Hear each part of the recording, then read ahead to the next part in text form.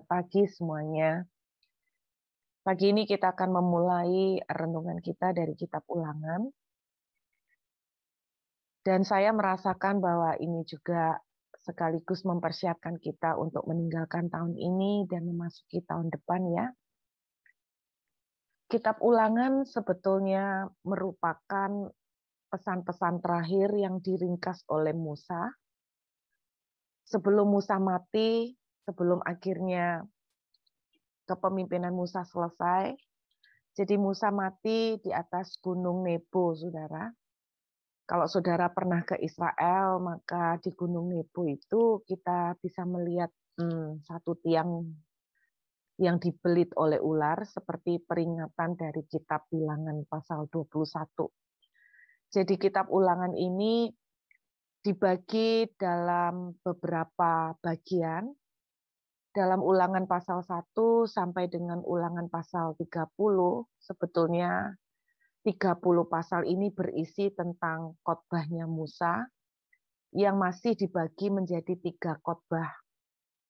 Yang pertama adalah khotbah mengenai ringkasan dari perjalanan beberapa riwayat perjalanan mereka terutama di sekitar daerah Kadesh Barnea. Jadi bukan dari pertama mereka keluar dari Mesir, tetapi secara khusus perjalanan di padang gurun sejak dari Kadesh Barnea. Nah, nanti saya akan tunjukkan kepada saudara petanya. Kemudian bagian kedua dari khotbahnya Musa adalah mengenai tentang 10 perintah Tuhan, tentang hukum-hukum Tuhan. Dan bagian ketiga dari khotbahnya Musa tentang himbauan dan sekaligus satu pelajaran bahwa setiap kali kita taat dengan perintah Tuhan, setiap kali kita taat dengan hukum-hukum Tuhan, maka berkat yang akan terjadi kepada kita. Jadi itu 3 tema khotbah besar dari kitab Ulangan, pasal 1 sampai pasal 30. Lalu kemudian pasal 31 sampai pasal 34 berisi nyanyian syukur Musa, sekaligus doa berkat, dan akhirnya Musa mati. Jadi sebetulnya kitab Ulangan ini merupakan kesimpulan atau summary dari akhir seluruh perjalanan mereka selama 40 tahun. Nah, saya mau tunjukkan kepada saudara penting banget untuk melihat peta ini. Semakin saya mempelajari tentang perjalanan di padang gurun, saya semakin terkejut karena melihat banyak hal yang kita tidak pernah sangka. Nah, saya minta tolong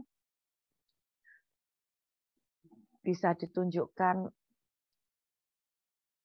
perjalanan di padang gurun. Nah, saudara, ini yang saya minta tolong dikasih panah, yaitu di angka 12 Kadesh Barnea. Inilah tempat penentuan mereka di mana terjadi banyak hal. Kadesh Barnea ini mempunyai pengertian Kadesh itu dari kata kadosh, artinya kudus. Barnea adalah padang gurun atau padang belantara. Jadi Kadesh Barnea artinya padang gurun yang kudus. Disinilah tanpa disadarin bahwa apa yang terjadi kepada orang Israel sangat-sangat menentukan nasib mereka ke depan. Nah, saya terkejut Bapak Ibu kalau Anda melihat Kadesh Barnea di sinilah Musa mengirimkan 12 pengintai. Dan ketika kita tahu beberapa waktu yang lalu saya membahas tentang 12 pengintai, ketika mereka balik, mereka punya respon yang sama sekali betul-betul membuat Tuhan murka. Dan disitulah Tuhan mengambil keputusan bahwa mereka tidak akan masuk ke dalam tanah perjanjian. Nah, kita kembali lagi, tolong bisa tahan dulu di peta ya, Ros. Oke. Nah, di Kadesh Barnea ini saya akan tunjukkan pada Bapak Ibu perjalanan dari Mesir. Kita lihat ya, dari nomor 1 itu perjalanan dari Mesir sampai ke Kadesh Barnea Saya sangat kaget Bapak Ibu. Jadi dari Mesir nomor 1 itu ngikutin ya 1, 2, 3 itu ini adalah rute perjalanan orang Israel. Nah ini yang saya bilang dari 1 sampai 11 sampai ke 12 ini masih bukan merupakan padang gurun besar, bukan. Saya pernah cerita kepada saudara Keluaran pasal 33 di mana Musa berdoa meminta Tuhan untuk berjalan bersama-sama dengan mereka. Itu posisinya di sekitar 12 ini juga. Jadi padang belantara sini. Jadi mereka belum sampai jadi memasuki padang gurun besar. Jadi padang gurun besar itu Kadesh Barnea ini Bapak Ibu. Jadi posisi Musa itu ada di daerah padang belantara Paran ini ya, mendekatin situ ya. Nah, kemudian disinilah Keluaran 33 Musa menaikkan doa di padang belantara Paran ini sebelum masuk ke Kadesh Barnea. Musa meminta doa supaya Tuhan jangan suruh kami berangkat kalau Tuhan tidak berjalan bersama kami di situ. Nah, sempat saya berpikir kenapa Musa enggak minta Tuhan menyertai dari nomor 1 gitu loh. Kenapa Musa baru meminta Tuhan itu jangan kami itu dibiarkan jalan sendiri kalau Tuhan tidak berjalan bersama kami itu ketika dia mau memasuki Kadesh Barnea, ini padang gurun besar. Karena di dalam pemikiran mereka, kita kalau membayangkan padang gurun besar adalah tempat yang mengerikan ya, karena memang padang gurun besar ini tantangannya paling banyak, di mana di sini seperti saya bilang ada banyak sekali padang pasir itu rumahnya dari ular bludak atau ular kedung. Kemudian kita juga melihat banyak sekali hal-hal yang mengerikan di sini. Kalau siang itu panas banget, kan kalau malam itu ekstrim dinginnya luar biasa. Inilah yang menjadi satu tantangan bagi bangsa Israel. Tapi saya mau tunjukkan pada Bapak Ibu, saya beberapa kali di beberapa waktu belakangan ini saya ngomong sama semua persekutuan doa maupun teman-teman di Zoom. Sebentar lagi kita akan memasuki tahun 2022.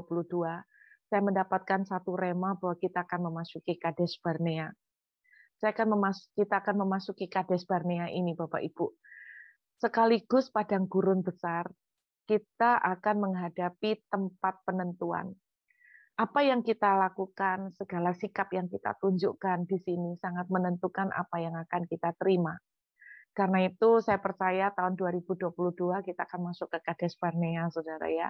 Ini yang satu rema yang saya dapatkan. Di situ kita nggak tahu apa yang akan terjadi. Banyak ranjau-ranjau seperti saya bilang, kita nggak tahu kalau bisa menginjak ular dan sebagainya.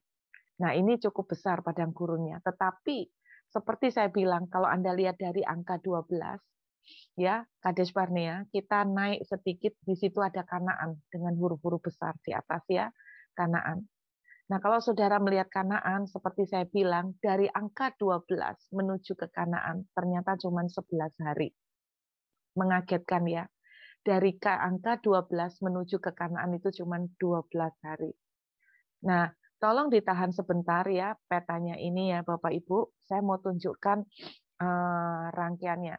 Saudara, kadang-kadang firman Tuhan itu gini, antara ayat dengan ayat tidak selalu disusun berurutan secara kronologis. Kita lihat pada Ulangan, pasal yang kedua.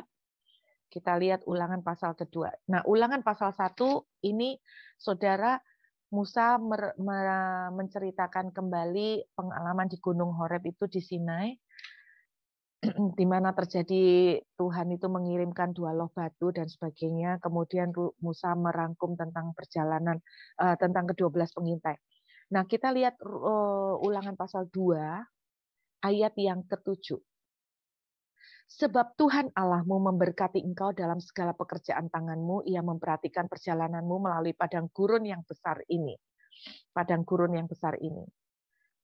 Nah, posisi Musa pada waktu khotbah kitab Ulangan, ini saudara lihat dari angka 12, posisi Musa ada di Gunung Nebo. Saudara lihat tarik serong ke kanan atas, itu ada daerah Gunung Nebo ya. Nah, ini posisi dari kitab Ulangan di mana Musa berkhotbah mengakhiri sebelum dia dipanggil Tuhan pulang ya. Jadi itu posisi mereka di sana. Oke. Nah, kemudian kita lihat di ayat 7 inilah Musa bilang, selama ke-40 tahun ini Tuhan Allahmu menyertai engkau dan engkau tidak kekurangan apapun. Jadi Musa itu merangkum di sini 40 tahun perjalanan di padang gurun. Nah, mari saya tunjukkan kepada saudara, kita ke Ulangan 2 ayat 14. Lamanya kita berjalan sejak dari Kadesh Barnea sampai kita ada di seberang sungai Zered. Ada 38 tahun sampai seluruh angkatan itu, yakni prajurit habis binasa dari perkemahan seperti yang dijanjikan Tuhan dengan sumpah kepada mereka. Dan tangan Tuhan juga melawan mereka untuk menghamburkan mereka dari perkemahan sampai mereka habis binasa. Ayat 16, maka ketika dari bangsa itu telah habis binasa semua prajurit, berfirmanlah Tuhan kepadamu, pada hari ini engkau akan berjalan melintasi perbatasan Moab, yakni Ar, dan sebagainya. Nah, saudara, perhatikan. Jadi dari Kades Barnea ini, saya bilang tadi Musa ada di Gunung Nebo. Oke ya, sebelum dia mati dikuburkan Tuhan sendiri. Rupanya dari Kades Barnea ini, mereka kan nggak jadi masuk ke Kanaan. Mereka disuruh Tuhan itu menyeberang sampai ke seberang kanan ini, saudara. Nah, itu saudara lihat ya. Dari angka 14, 15, itu Bapak Ibu ya. 13, 14, 15. Nah, disinilah mereka muter-muter di sini selama 38 tahun. Loh, kok tahu Bu Ruth? Di dalam Ulangan pasal 2 ayat 14 tadi kita baca, disinilah mereka menghabiskan, ini ada, Anda lihat ada Seret, oke ya, ada sungai Seret di sini, ada di bawah angka 14 ini, Anda bisa lihat tulisan Seret. Nah, itu saudara. Jadi mereka dari Kades Barnea ini nyebrang ke sini. Disinilah mereka menghabiskan 38 tahun. Jadi Anda jangan berpikir 40 tahun itu selama dari nomor 1 sampai 12, tidak. Jadi mereka di 13-14 inilah mereka menghabiskan 38 tahun. Berarti dari angka 1 sampai ke 12 mereka menghabiskan hanya 2 tahun. Perhatikan, ini ironisnya supaya saudara melihat. Dari 1 sampai angka 12 mereka itu cuma 2 tahun. Dan dari angka 12 menuju ke Kanaan, mereka cuma butuh 11 hari. Perhatikan.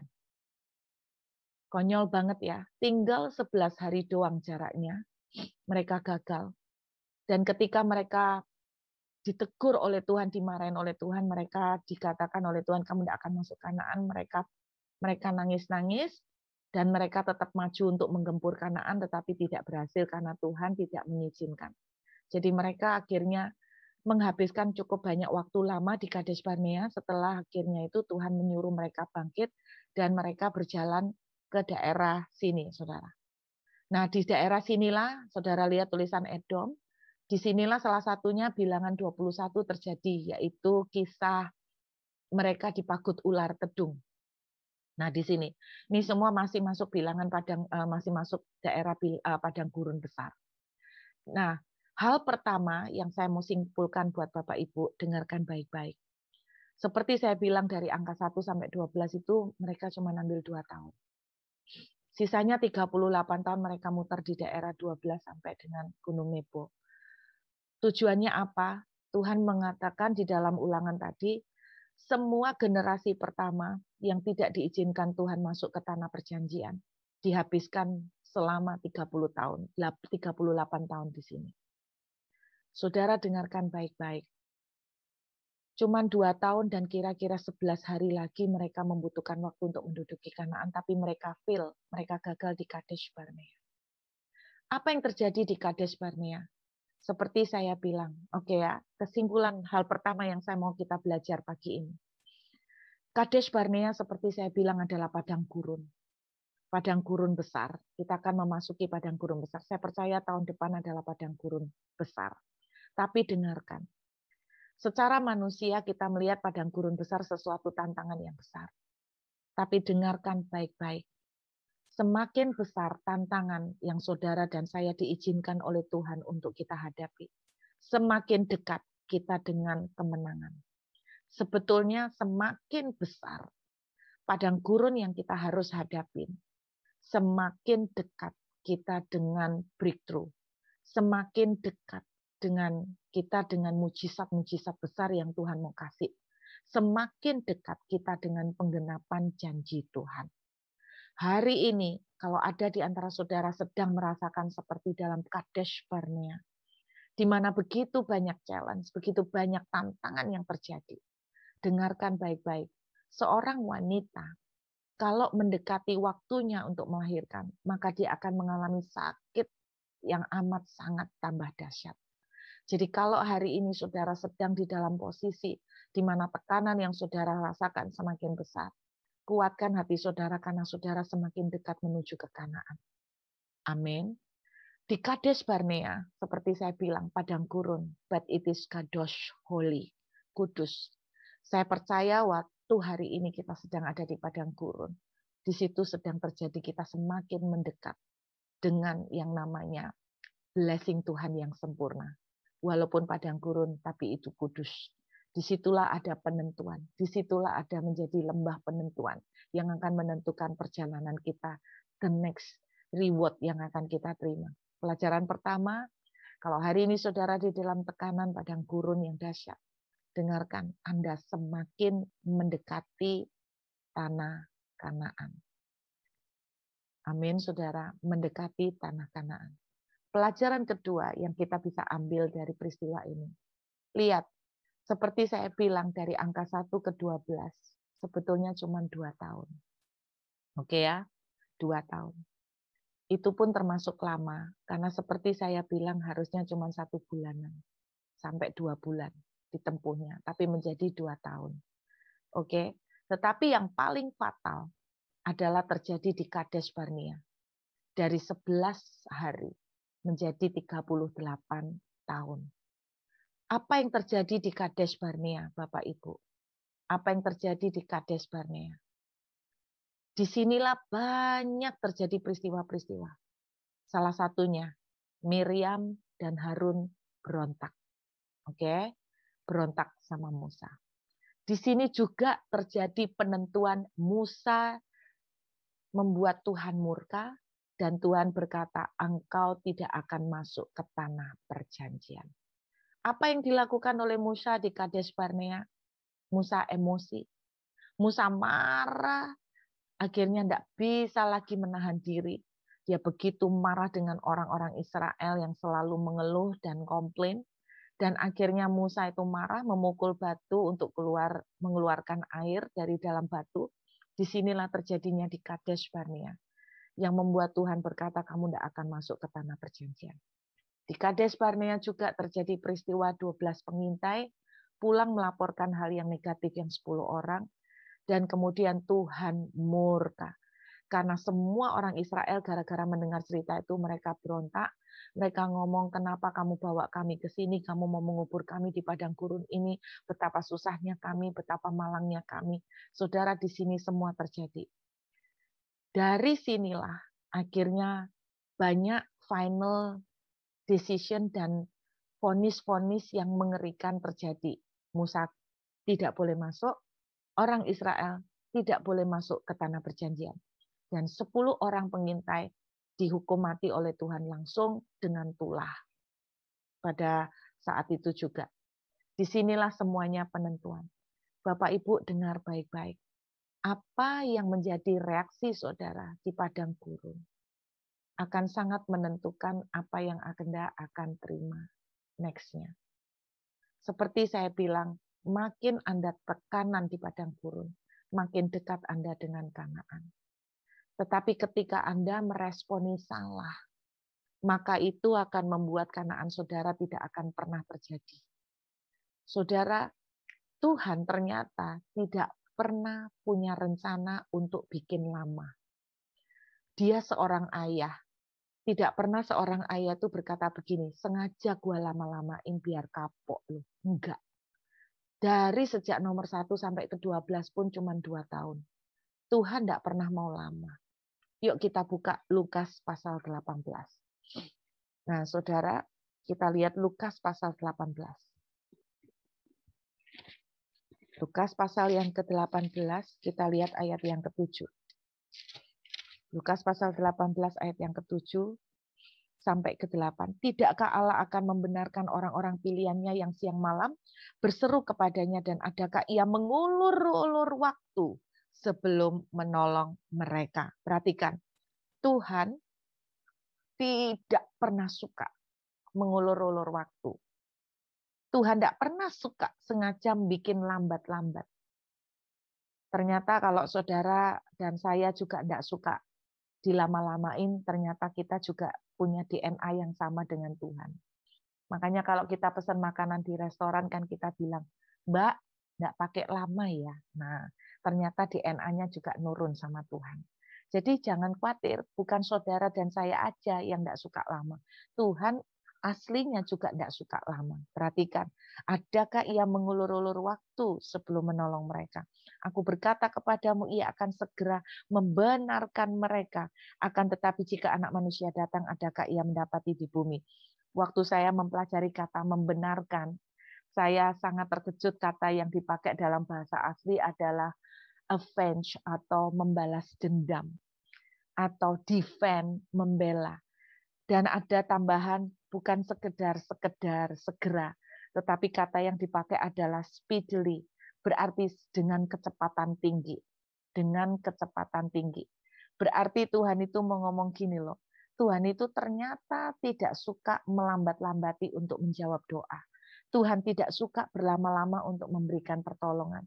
Tuhan tidak suka lemot untuk ikut campur dalam mengubah keluarga saudara dan saya. Tuhan tidak suka berlama-lama untuk memberikan terobosan atau breakthrough dalam hidup kita.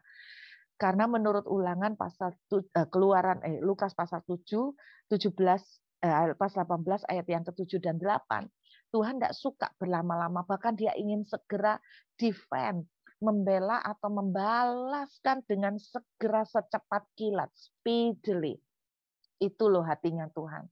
Makanya saya katakan sebetulnya perjalanan dari nomor 1 tadi dari Mesir sampai ke Kanaan sebetulnya tidak butuh waktu yang lama. Oke. Tetapi yang bikin lama adalah respon yang terjadi di setiap langkah. Nah, terutama lihat ya, perhatikan, makin kita menghadapi padang gurun besar, saya perhatikan, makin dekat kita dengan breakthrough. Makin besar tekanan yang saudara dan saya hadapi, berarti hadiahnya makin dekat banget. Tetapi sekaligus juga makin sensitif respon kita akan dilihat oleh Tuhan. Makin sensitif juga respon kita akan dilihat. Ingat ya, makin besar padang gurun yang kita hadapi, makin dekat dengan hadiahnya. Tetapi justru makin besar padang gurun yang kita hadapi, makin penentuan reaksi yang kita tunjukkan. Perhatikan, jangan sampai respon yang kita lakukan akan menggagalkan kita masuk tanah Kanaan. Respon apa, Bu Ruth? Di Kades Barnea, mereka berontak. Di Kades Barnea, Musa murka. Musa emosi. Musa, kalau saya membaca lebih jeli tentang bagaimana Musa memukul batu untuk mengeluarkan air, itu sebetulnya bahasa yang mau dikatakan sama Musa itu seperti ini loh, kamu ini nantang aku ya. Kamu tuh enggak tahu tak aku tuh siapa. Nah, itu loh yang dilakukan oleh Musa. Makanya Bapak Ibu be careful dengan respon hati. Kalau hari-hari ini hati Anda sedang diuji, hari ini makin banyak hati Anda tuh sedang dibikin digoda. Kok makin banyak ya godaan hati beberapa waktu terakhir ini. Dengarkan baik-baik. Makin dekat saudara dengan tanah Kanaan. Makin dekat saudara dengan breakthrough dan blessing yang besar. Jadi be careful, jangan sampai hati kita salah, jangan sampai reaksi kita salah. Amin saudara.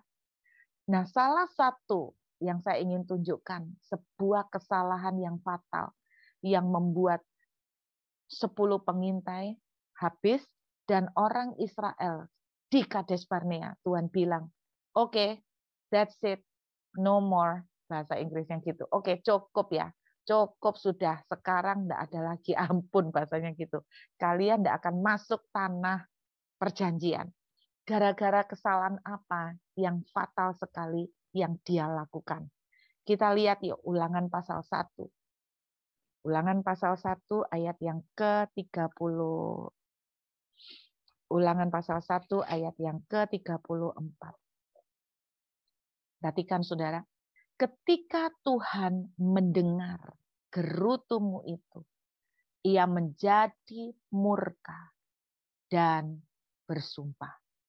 Tidak seorang pun dari orang-orang ini melihat negeri yang baik dengan sumpah yang kujanjikan untuk memberikannya kepada nenek moyang. Disitulah vonis ketukan palu yang Tuhan lakukan. Gara-gara apa? Ayat 34.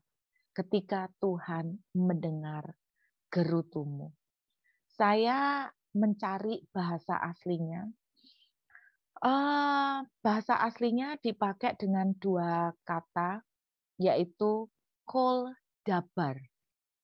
Jadi kol dabar. Kol, K-O-L-E, dabar. Bahasa Ibrani-nya ya, kol dabar. Jadi ketika Tuhan mendengar kol dabarmu, nah, dia menjadi marah. Kol dabar. Nah, saya tunjukkan. Kata dabar artinya kata-kata atau word. Kata-kata. Oke. Kol artinya suara. Kol artinya suara. Jadi kalau diterjemahkan kol dabar, artinya adalah suara dari kata-katamu. Oke. Sound of your words. Bapak Ibu, ternyata kata sound ini artinya kan disuarakan. Jadi bukan sekedar kata-kata, tapi kata-kata itu dikeluarkan dalam bentuk suara. Nah, ternyata kata kol ini juga punya pengertian thunder atau petir. Saudara, saya belajar dari pengalaman membaca Ulangan 1 ayat 34. Kata-kata saudara ketika sampai keluar dari mulut, disuarakan, ada bunyinya, ada voice-nya, ada sound-nya, itu mempunyai kekuatan seperti thunder. Dan saudara dengarkan baik-baik, kegagalan orang Israel, vonis terakhir, dipukulkan oleh Tuhan kepada mereka ketika mereka mengeluarkan kata-kata. Kata-kata sayangnya yang mereka keluarkan adalah kata-kata keluhan, kata-kata sungut-sungut, kata-kata yang mengkomplain, kata-kata yang negatif. Perhatikan baik-baik. Betapa berbahayanya ketika saudara dan saya di dalam tekanan di padang gurun. Kita sampai mengeluarkan suara kata-kata yang negatif. Kelihatannya sepele, tetapi itu yang menggagalkan mereka. Dari 11 hari, mereka diputer oleh Tuhan 38 tahun. Itu juga yang membuat Musa divonis Tuhan gagal. Karena apa? Karena kata-kata yang keluar dari mulut Musa, itu yang membuat Tuhan murka. Ternyata Bapak Ibu, beberapa hari yang lalu ketika saya mengajak saudara untuk merenungkan dari kitab Bilangan, saya pernah ngomong sama saudara, kelihatannya sepele, tetapi mengomel, kata-kata yang negatif, kata-kata yang bersungut-sungut, itu sama dengan pemberontakan kepada Tuhan. Dan ketika kata-kata sungutan kita suarakan, bukan cuma di dalam hati, tetapi kita sudah suarakan, maka itu fatal akibatnya. 11 hari bisa mundur jadi 38 tahun. Saya pernah ngomong sama Bapak Ibu, lebih baik seperti Yosua. No comment. No comment. Masih aman. Saya mau ajak Bapak Ibu semuanya. Mari kita masuki tahun 2022. Sepakat. Tidak ada kata-kata negatif sedikit pun. Biarlah kata-kata yang kita voice-kan, yang kita keluarkan dari mulut kita adalah kata-kata yang positif. Kata-kata yang penuh dengan deklarasi iman. Kata-kata yang penuh dengan kata-kata yang membangun.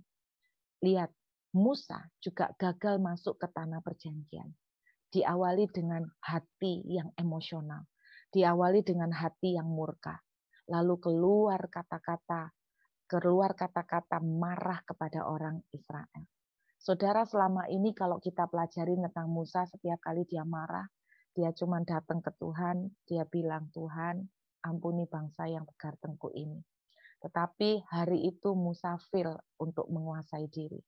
Dan kata-kata yang dikeluarkan dari mulut Musa, itu yang membuat Tuhan murka. Saudara, salah satu pesan untuk kita memasuki tahun 2022. Mari, saya yakin sekali kalau Tuhan bilang, kamu akan tak bawa masuk ke Kades Barnea. Berarti kita semakin dekat dengan breakthrough yang besar. Amin. Namun sekali lagi saya ingatkan, makin dekat kita dengan breakthrough, makin sensitif respon yang kita keluarkan penilaiannya. Jadi berhati-hatilah dengan semakin banyak respon yang kita lakukan. Saya berdoa apapun yang diizinkan Tuhan, yang membuat kita murka, yang membuat kita jengkel, yang membuat kita marah. Saya berdoa jangan keluarkan respon seperti yang dilakukan Musa di Kades Barnea. Jangan keluarkan respon seperti yang dilakukan oleh orang-orang Israel dan 10 pengintai. Ketika mereka jengkel melihat keadaan, ketika mereka susah hati karena melihat tekanan, yang keluar dari mulut mereka adalah kata-kata sungut. Mereka mengeluh kepada Tuhan. Mereka berkata, kenapa Tuhan mau kuburkan kami di padang gurun ini? Saudara, saya berdoa, mari berhati-hatilah dengan respon Anda di Kades Barnea. Saya ingin mengingatkan ini akan menjadi pesan kita memasuki tahun depan. Saya yakin tahun depan ada banyak breakthrough yang saudara dan saya akan alami. Tetapi ingat, makin dekat dengan breakthrough, makin krusial respon yang Anda dan saya tunjukkan.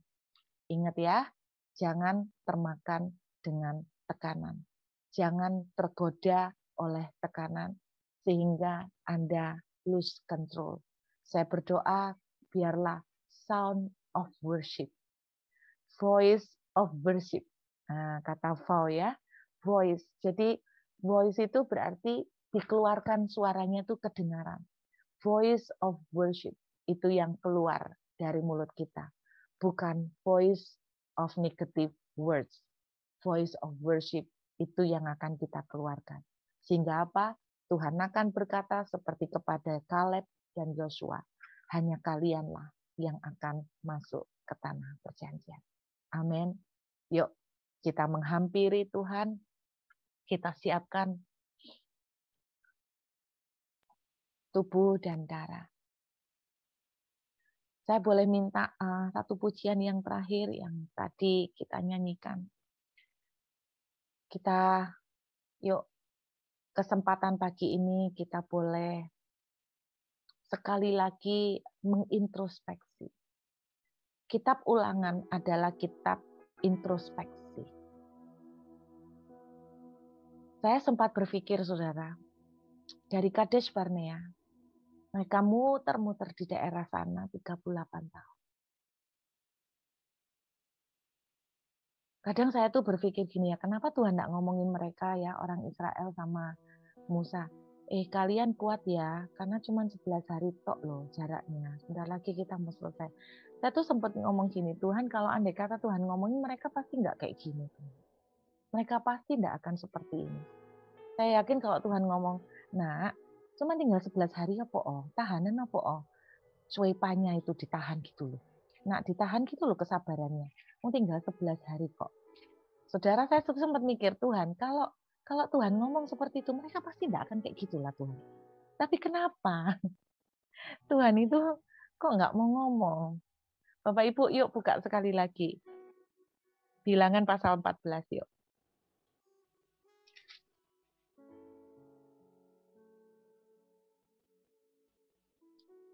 Yuk, Bilangan pasal 14. Ayat yang ke-29.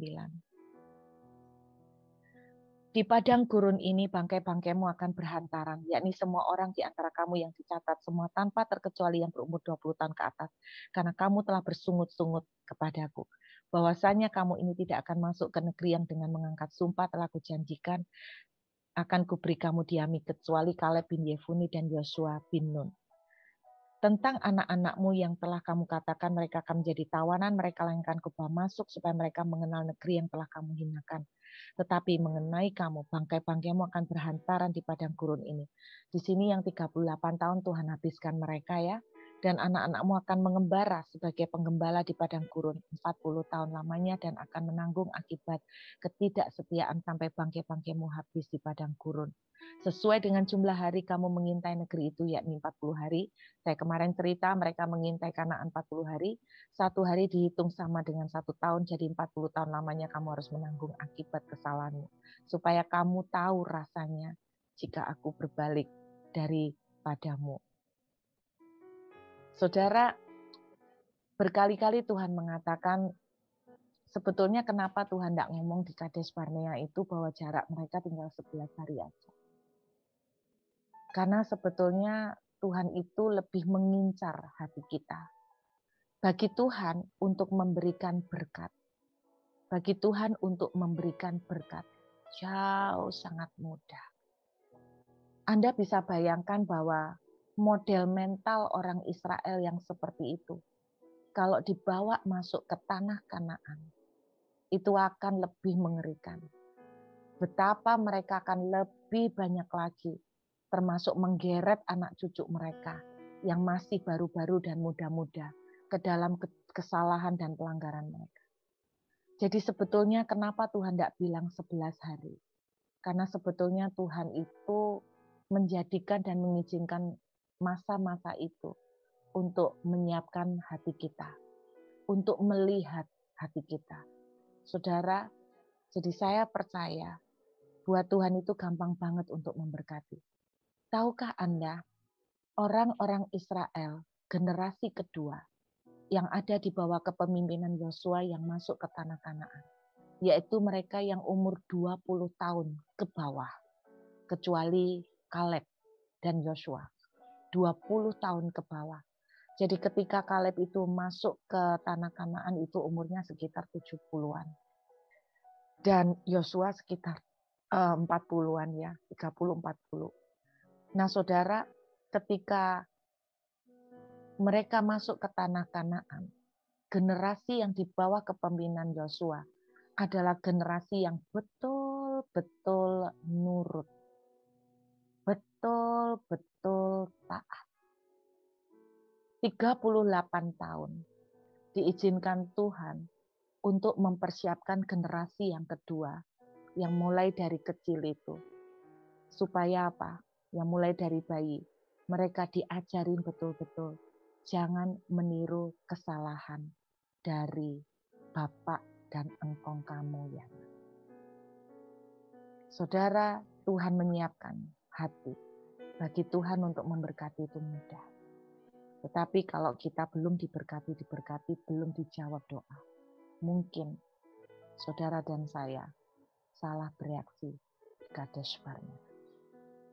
Ingat, padang gurun tetapi sekaligus Kades. Karena itu tempat menguji hati saudara dan saya. Yuk, kita jadikan kesempatan ini untuk introspeksi. Bisa minta pujian yang tadi, Glady,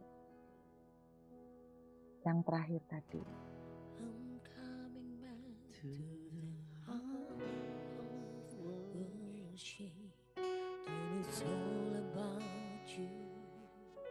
Yuk biar pagi ini, ketika hati kita sedang dalam tekanan,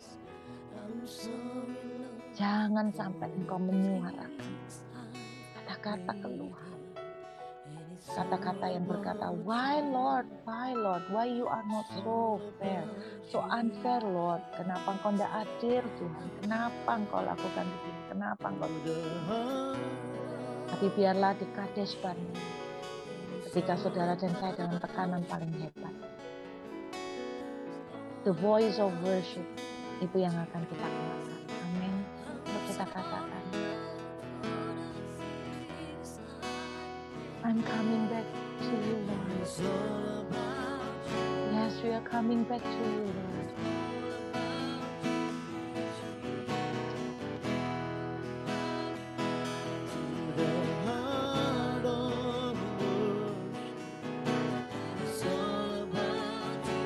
Mari Bapak Ibu, kalau dalam tekanan Anda sempat salah bereaksi seperti Musa,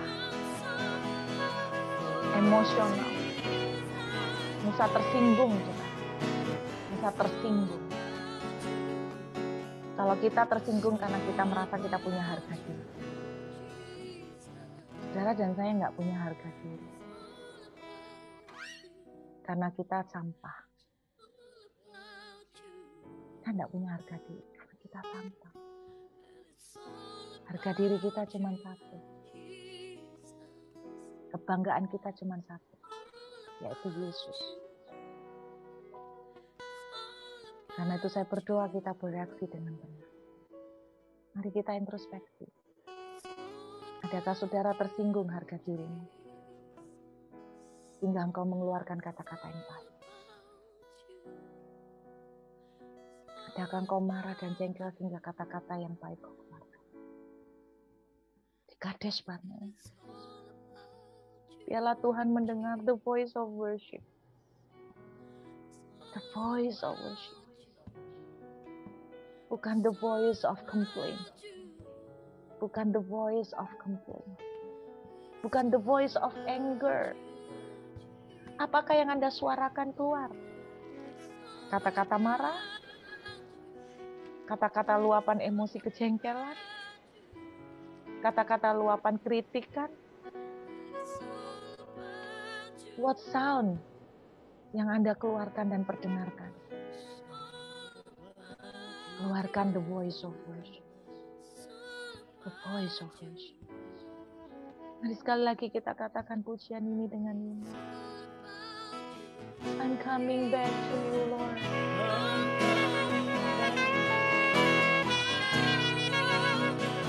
Kita datang minta ampun pagi ini. Biarlah kita yang salah bereaksi, kita datang minta ampun pagi ini.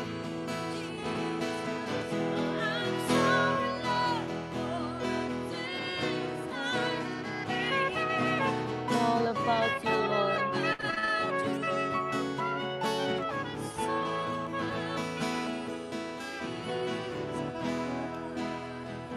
Pagi ini kami menghampiri Engkau, Tuhan. Biarlah di Kadesh Barnea, the voice yang terdengar adalah the voice of worship, the voice of praise, the voice of thanksgiving. Bukan the voice of anger, bukan the voice of complaint. Karena kami tahu di Kadesh Barnea, that's the holy wilderness. Kita semakin dekat dengan berkat. Kami semakin dekat dengan sesuatu yang besar yang Tuhan sudah siapkan buat kami. Terima kasih Tuhan. Mari kita angkat roti di tangan kita dan kita akan deklarasikan sama-sama kata-kata deklarasi ini.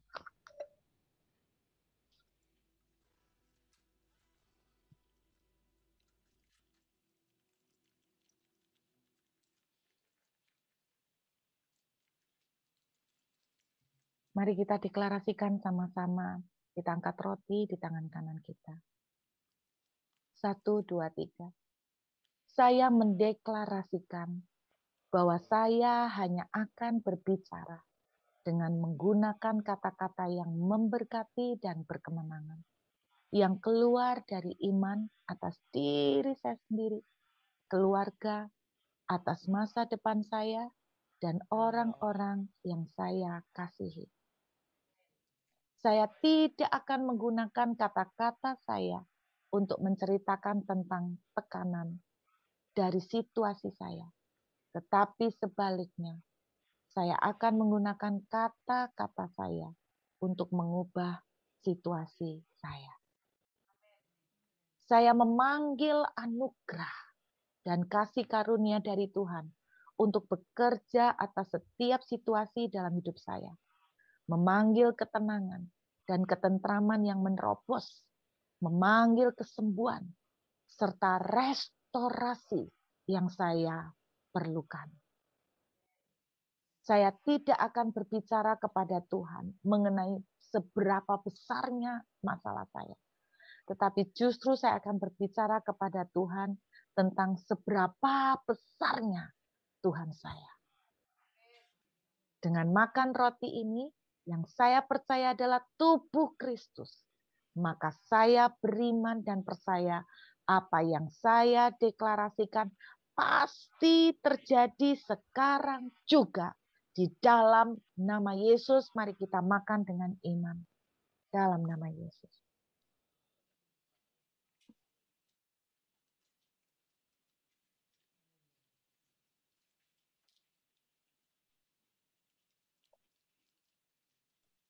Mari kita angkat anggur di tangan kanan kita.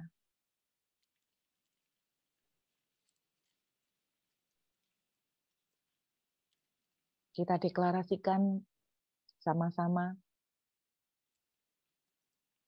1, 2, 3. Saya memilih iman daripada rasa takut. Saya mendeklarasikan bahwa saya akan memilih keyakinan akan iman melebihi atas semua rasa takut saya. Saya hanya akan selalu memikirkan apa yang baik dan apa yang berguna atas situasi saya. Saya tidak akan menggunakan energi saya untuk khawatir, tetapi saya memilih untuk tetap percaya kepada Tuhan. Rasa takut dan khawatir tidak akan mengambil bagian dalam hidup saya. Saya tidak akan tinggal dalam pikiran-pikiran yang negatif dan melemahkan, melainkan pikiran saya akan saya arahkan dan tetapkan kepada apa yang Tuhan katakan tentang saya. Saya percaya rencananya bagi saya adalah untuk hidup sukses dan berhasil, untuk kebaikan, untuk kemenangan, untuk kesehatan, dan kelimpahan, serta untuk damai sejahtera. Dengan minum anggur ini yang saya percaya adalah darah Kristus, maka saya beriman dan percaya apa yang saya deklarasikan pasti terjadi sekarang juga di dalam nama Yesus. Mari kita minum dengan iman.